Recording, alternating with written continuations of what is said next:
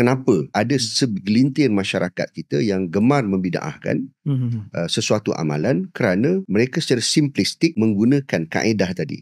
Bahawa ada hadis tak? Biasa ayat gitu lah. Selalu yang digunakan pakai. Kalau ustaz-ustaz macam ni, golongan ni mengajar, ya, bila ada masyarakat tanya, "Ustaz, apa hukum orang buat gini-gini?" Kalau kita lihat dekat YouTube ke kat mana-mana kan, kita boleh analisa cara dia berfikir macam mana melalui jawab balik dia. Soalan dia, ada hadis tak?